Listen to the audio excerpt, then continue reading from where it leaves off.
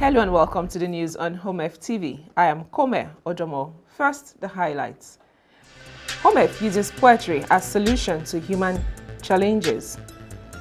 MBPP trains journalists on climate change reporting. HOMEF holds Climate Justice Assembly, moves for Yasunize and Organize. Welcome back. Now the news in detail. In a multi-stakeholder dialogue organized by Health of Mother Earth Foundation, HOMEF, diverse stakeholders examined emerging environmental and climate issues, highlighting red flags, pitfalls, and challenges and opportunities. These discussions provided ecological sound recommendations grounded in equity, accountability, and just principles. Participants include coastal and non-coastal communities, academics, governments, regulators, agencies, and policymakers. The dialogue fosters understanding, collaboration, and mainstreaming community concerns, ensuring that the gaps between policies and practice are bridged through sustained advocacy. The meeting critically assessed stakeholders' perceptions of renewable energy, emphasizing the central role of communities in renewable energy initiatives. Key discussion points included defining what renewable energy is and is not, identifying the types that best serve community needs, and amplifying community voices in energy transition debates. Stephen Oduare, HOMEF's Fossil Politics Project Manager, explained that the meeting sought to clarify the community's role in renewable energy initiatives and establish a framework for developing indicators of meaningful community participation. Oduare also highlighted HOMEF's long-standing efforts to identify environmental, socio-economic, and well-being challenges. Oba Oluwambe Ojabumi, the Ogeloyimbo of Ayetoro community, appealed to governments at all levels to address worsening sea incursions and improve electricity access. We want to have this discussion.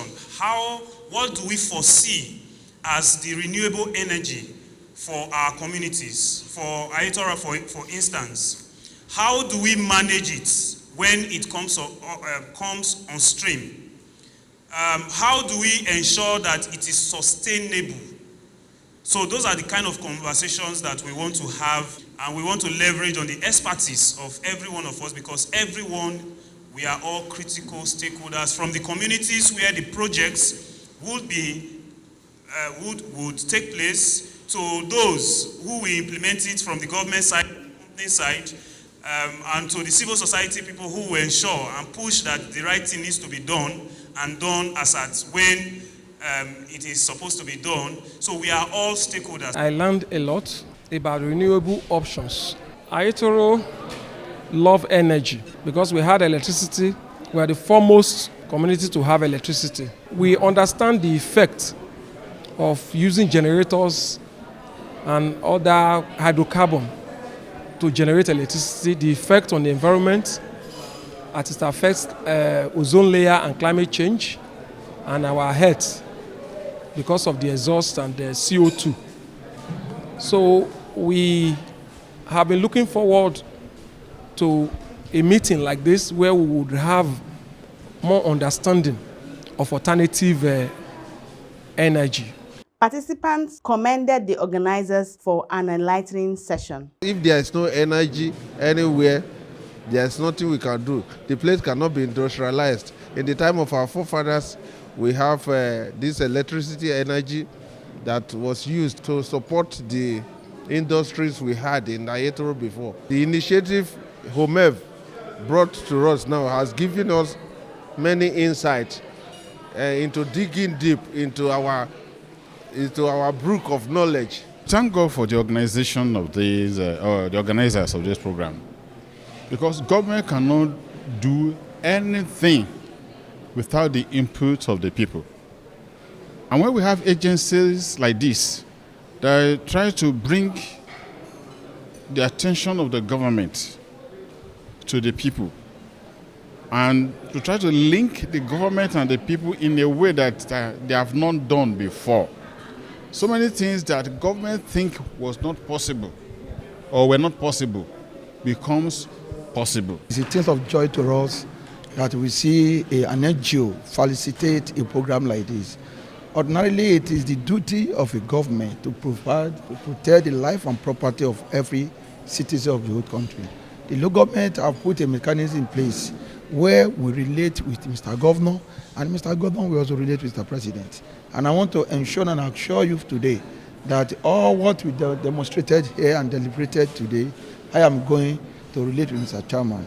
And I believe Chairman will work on it because Chairman is felt concern about this community. The meeting brought together 30 participants, including representatives from Ayetoro community, CSOs working on renewables and gender issues, the Ondo State Ministries of Environment and Agriculture, the Fisheries Department, prospective eco-defenders, and academics from Ondo State institutions.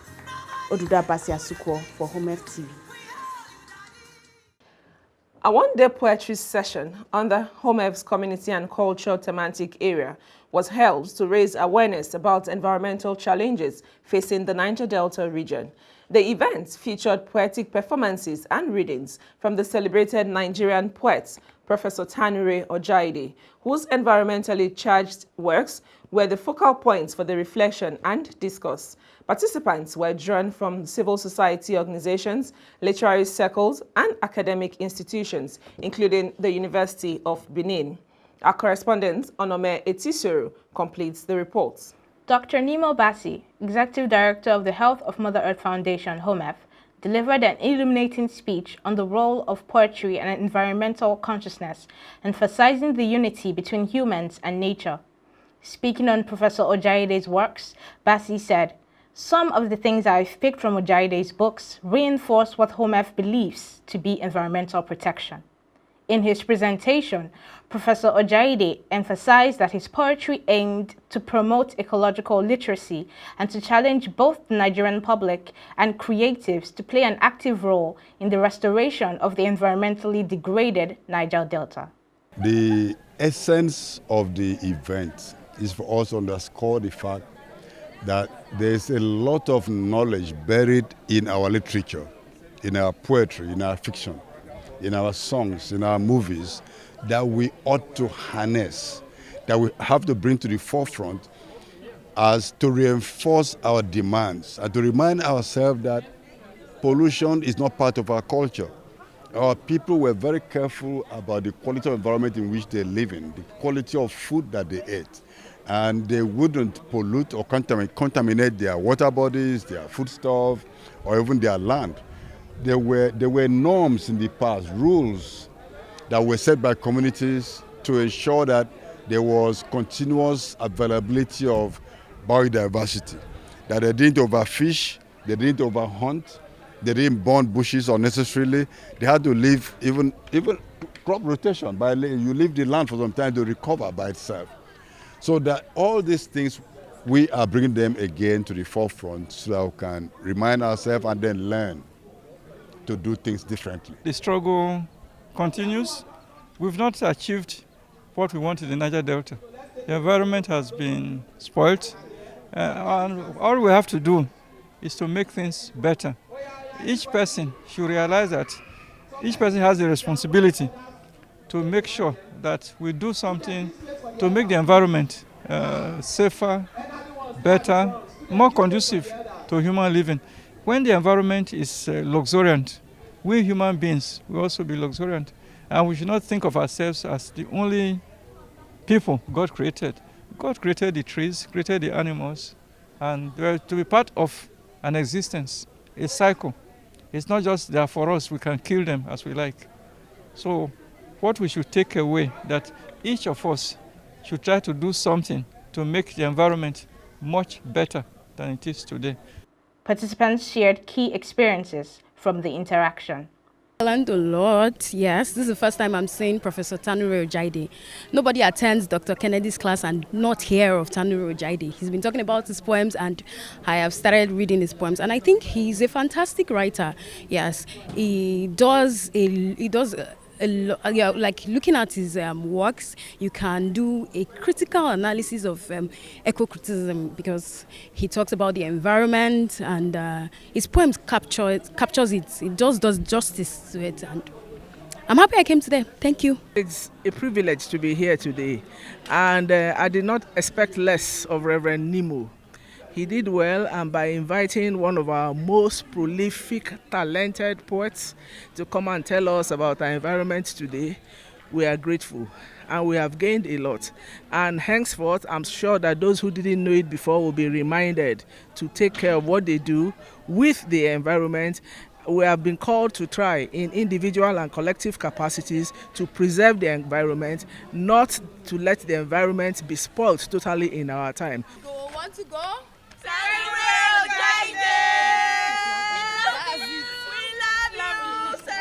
The Poetry Day for the year 2025 with Professor Tanure Ojaide was a day to reflect on the need for us to take responsibility for the negative impacts the anthropocentric age has dealt upon the earth and return to our own traditional African environmental beliefs. Onome Etisiro for HOMEF TV. Climate activists have renewed the call for climate reparations for Africa and the Global South. This was the core focus for the Africa Make Big Polluters Pay Coalition when it organized a two-day training session for journalists from across the continent on climate change reporting, with a call for sustained coverage of climate crisis from an Afrocentric perspective. The virtual event trained no fewer than 51 climate journalists from print, electronic, and online media and advocates from at least 8 African countries. Our correspondent Stanley Egolo files in the details. With the theme, Communicating Climate Change, Realities, Impacts, and the Need for Action, the training, organized by the Make Big Polluters Pay Coalition and hosted by the Corporate Accountability and Public Participation Africa, CAPA, in partnership with Corporate Accountability, focused on equipping journalists with the knowledge and skills necessary to promote environmental justice and accountability. The event demystified climate science and politics, providing participants with tools to advocate for change effectively. The training aimed at cultivating a shared language around justice and environmental responsibility by uniting diverse stakeholders. As the World Bank continue to finance some projects that are exacerbating climate change, I think for the journalists is for you to dig more those projects, to see what are the impacts of those projects and write articles, because you have to inform people about what's going on, and you should have evidence. And from those evidence, you write an article and you inform us. So it will also help us to continue the fights. Africa should demand stop payment of so-called external debt. When you cannot stop mindless extraction and destruction, why on earth are you paying external debt whose validity is actually dubious? Africa needs to meet serious energy deficits. We have some acute food deficits on area due to exploitation of resources, displacement of populations. We have currency depreciation. We have a lot of instability across the country, across the continent that we need to invest in, to use resources that will come from payment of the climate debt to tackle all these issues. We need journalists to be able to educate the people and to be able to mount pressure, most importantly on our continent, for our policymakers and our government to be able to take appropriate action and to be able to mobilize communities to build communities of resistance to the destruction of our climate and of our worlds. It was lamented that Africa has been stripped of its resources for centuries without reaping the benefits, highlighting the long-standing adverse effects faced by African nations. Stanley Egolo for HOMEF TV.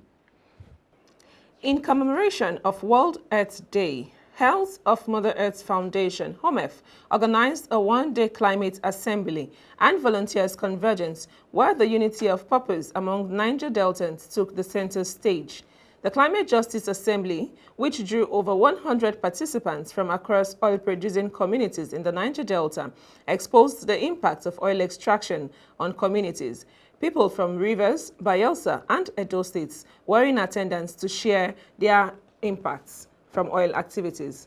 Mabel Obaseki completes the report. Speaking on the subtopic, depetrolize, not decarbonize, time to organize and yasunize, defining justice within climate justice. The Executive Director of HOMEF, Dr. Nimon Bassi, said the essence of the assembly was to stand together to demand climate justice.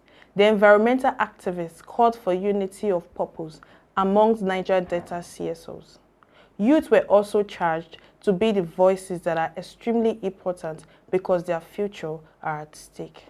So what we want to do is to yasunize and organize the entire world, which, as Friday mentioned earlier, is for us to learn from the examples of the people of Yasuni and in Latin America, and to learn from the example, the struggles of the Ogoni people in Nigeria, to ensure that fossil fuels are kept in the ground across the world. Their parents, they can tell you stories that my son, back when I was young, this river will go there, 10 minutes will catch this, will come back. But that's not the reality of these young people. These young people, they were born into a very, very different, a very, very hard situation from the get-go. So basically, just reminding us that our future is at stake, and also why it's important for youth voices, innovation and energy. We have the energy. Like, for example, our living ancestor and a lot of elderly people that have been in the field, we don't expect them to continue with the same energy they started with, especially in certain situations. Let's say protest or whatever it may be. The youth bring energy, the youth brings innovation. On behalf of the Ministry of Agricultural Development Program, Elizabeth Jumbo cautioned that the ongoing environmental crisis, including rising sea levels, directly impact food security in rural areas. Thus, there is need to promote prompt ecological and policy intervention. When we're talking about food security and then insecurity is like they are brothers and sisters. If we are not food secured, it means there will be commotion, there will be imbalance, struggle for space, struggle for territory because of encroachment, ocean encroachment and pollution. Our role in this climate justice is for justice. Justice for everyone in the climate environment. And the hopes are very high because we don't just believe in rhetorics, but we believe in action. We believe that we must walk every talk that we talk. So when the academias in the environmental area have done all their researches and brought forward their results, it becomes our responsibility as society activists to insist on the implementations of those results and get true actions. Ogoni I know very well, and using these two terms, bringing them side by side, I think it has made me understand that, okay, this is not a fight that we have to fight. It's going to be a dogged fight for over a long time. We have to also take what we have learned today and domesticate in our various communities, even in our ministries now. I'll make sure I am taking it as a personal challenge to make people understand the term, organize and yasunize. HOMEF urged people and communities to challenge and transform exploitive systems that endanger the planet and people's well-being. Mabel Obaseki for HOMEF TV. Thank you, Mabel, for that report. And when we return, we'll go to Bayelsa in Otuabagi, where community people had their first marathon, which promotes peace and community spirit. Stay tuned.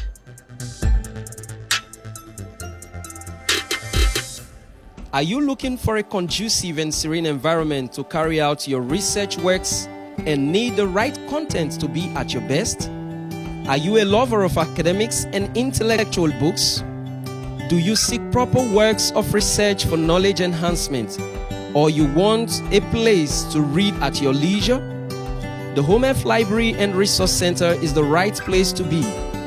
With our well-arranged and fully stocked bookshelves, searching for your preferred genres and authors is made much easier than you could ever imagine.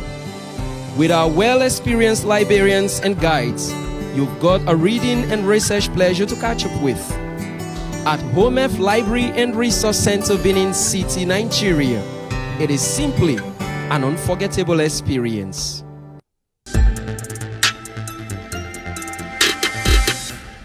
And this is to also announce the forthcoming 4th Niger Delta Alternative Convergence, organized by Health of Mother Earth Foundation, with the theme, Environmental Genocide, Time for Restoration, Remediation and Reparation.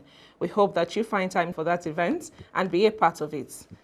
The Nengi James Foundation hosted a 22-kilometer marathon in Bayelsa State, a unique blend of sports and community engagement. The event coincided with the United Nations International Day of Sports for Development and Peace, promoting community spirit, physical activity, and awareness about the importance of peace and development in the region. The marathon traversed several host communities, including Otuabagi, Otugidi, Opume, and Oloibiri, where Nigeria's first oil well was discovered. Our correspondent Onome Etisoro completes the report. Individuals and groups were invited to witness and participate at the Christmas tree site, as the indigenous people of Ogbia nickname it. The 22-kilometer marathon hosted the oil well remembrance at Nigeria's first Oloibiri oil well, organized by Nengi James Foundation. The event aimed to unite individuals and groups to celebrate the momentous occasion and promote community engagement, physical activity, and awareness about the importance of peace and development in the region. Today, the international community and every one of us should understand that we need to play a part to recognize the International Day.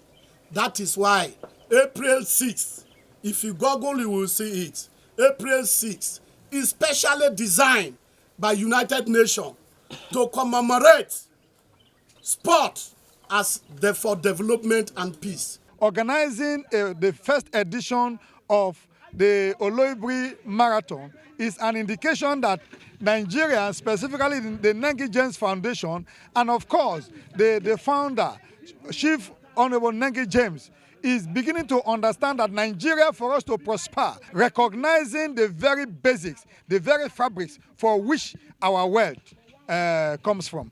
Contestants express gratitude for the opportunity and seek to continue becoming peace ambassadors. It's by God's power, God's grace.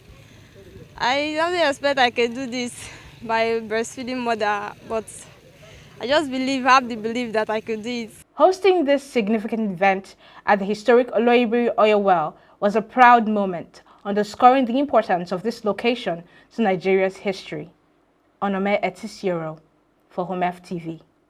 Health of Mother Earth Foundation, HOMEF, organized a one-day community diagnostic dialogue that brought together coastal and non-coastal community members to assess their environmental challenges and outline actionable steps to protect their heritage. The dialogue highlighted survival stories and community resilience in face of oil spills, gas flaring, and other ecological threats. The devastating impacts of oil and gas activities, ranging from environmental degradation and livelihood losses to health risk and climate change, were starkly evident. These burdens leave communities vulnerable, with Ayetoro, a once thriving coastal town in Ondo State, as a tragic example. Stanley Egolo completes the report. Once celebrated as the happy city for its communal harmony, Ayetoro faces near-total collapse due to rising sea levels, worsened by global warming and oil exploration. Homes have been destroyed, burial places have disappeared, and even the town's iconic worship center has been threatened. The community is being washed away due to sea encroachment.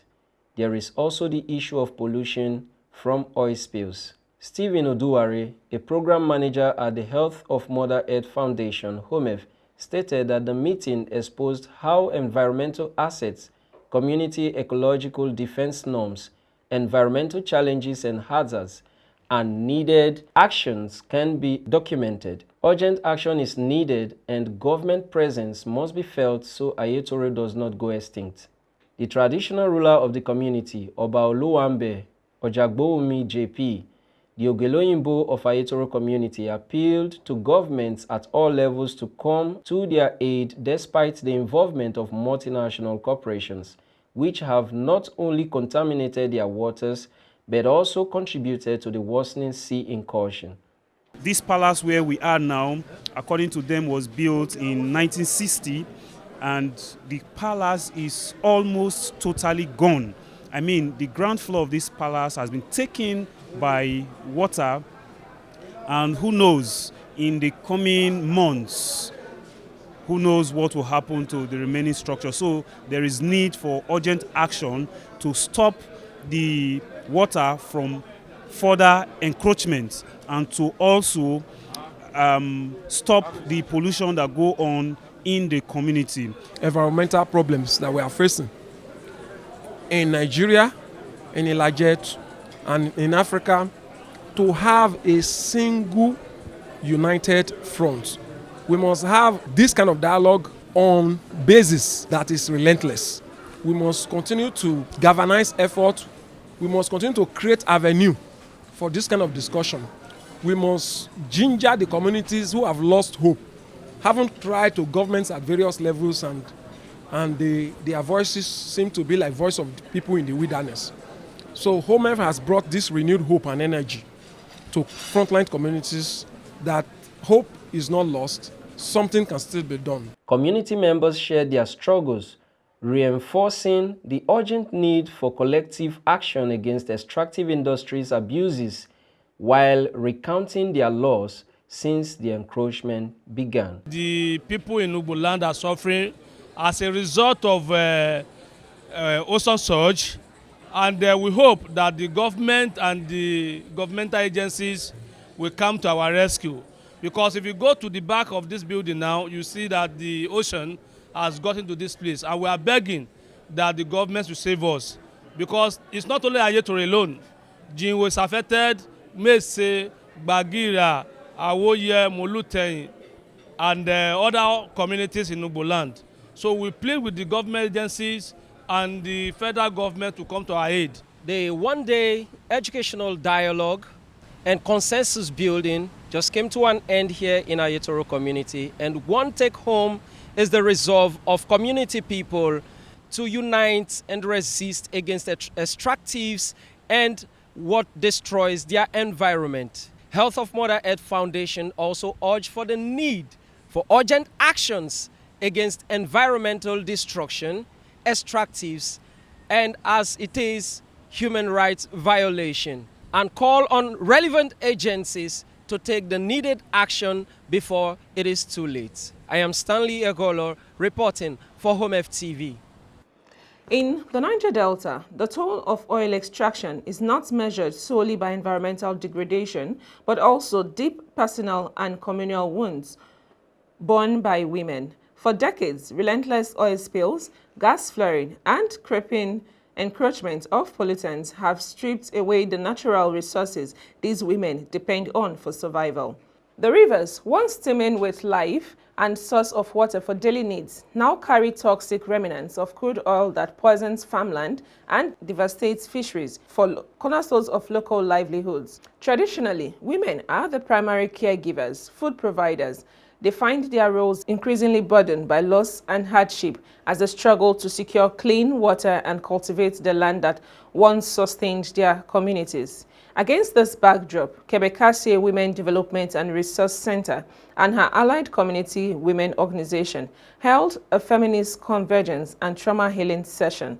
The session's objectives were to amplify women's voices against the continued destruction of their environment, livelihood sources, and lives by oil pollution from unregulated extractive activities in the region.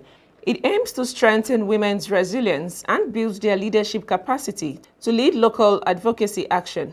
The convergence promotes the visibility of community women's initiative to campaign for and hold government and IOCs accountable for the degradation of the environment in the Niger Delta region. And that's the news on HOMEF TV. But before we go, a quick reminder to the forthcoming Niger Delta Alternative Convergence, which will be examining the environmental genocide happening in the Niger Delta region. Thank you for staying with us. I am Kome Odomo.